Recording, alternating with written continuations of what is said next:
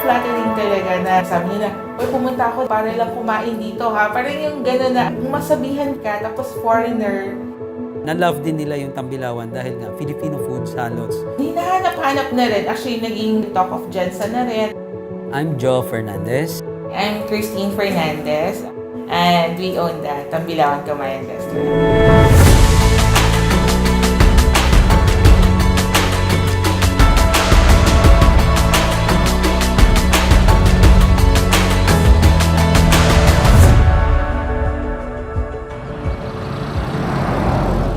Ang maganda dito sa Soksarjan is napaka-varied po ng pwedeng may offer nito. We're talking about not only local tradition and culture, iba-iba po yan. And ang mga tanawin dito, mga tourist spots, napakarami din po. But more importantly, as a local guide, we highlight the cuisine that the region offers. Dito naman sa General Santos City, since it is known as the tuna capital of the Philippines, hindi naman surprising na ang hina-highlight ng mga iba't ibang restaurants dito ay ang local tuna delicacies. Napakaswerte po ng mga tao dito, not only the Muslim population, because we have a place called Tambilawan Kamayan Restaurant. Other than the fact that it's a non-pork establishment, it's not only Muslim-friendly, but it's also very friendly to Christian customers. Nung bago pa kami dito sa Jensen, non-pork eater talaga kami. So, pag pumunta kami ng Jensen, we're having hard time looking for restaurants na pwede namin kainan na safe talaga. So, sometimes nakikita namin yung mga Muslims na they end up eating sa market lang na which they prefer na Muslim yung nagluto. Kahit hindi siya restaurant, karinderya, ganun na nangyayari. So, we decided na siguro kailangan natin mag-put up ng kainan na talagang masasabi natin not just Muslim friendly but halal certified talaga. So, doon nag-start na naisipan namin mag-try ng ganitong restaurant.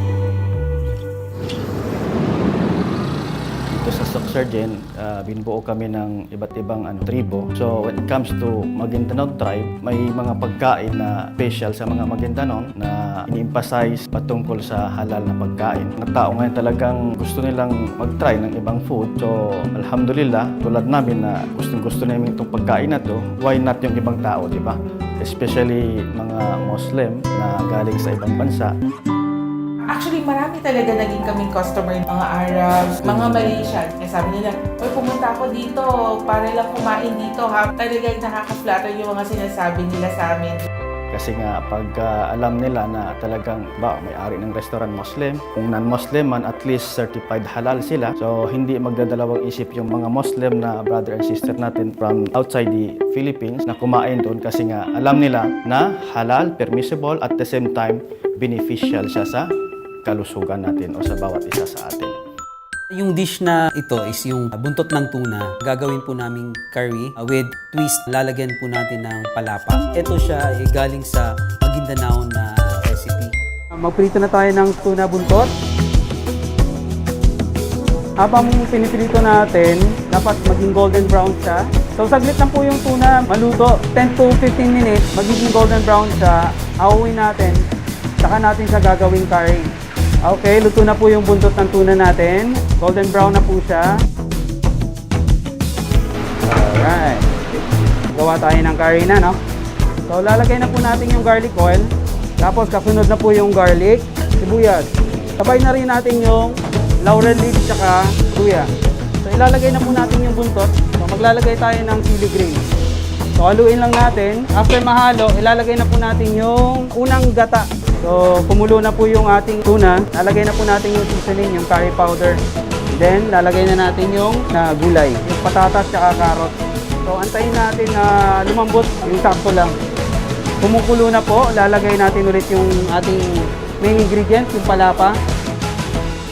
Yung natitirang ingredient, itong ating bell pepper. Tapos, lalagay tayo ulit ng onion. Haluin natin ulit. Tikman natin. Okay. Sarap. Yung ating sibuyas.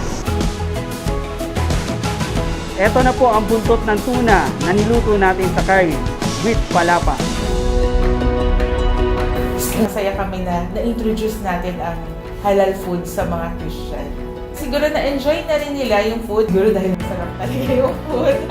Hinahanap-hanap na rin. Actually, naging talk of Jensen na rin na naging popular talaga siya. Not just sa mga Muslim.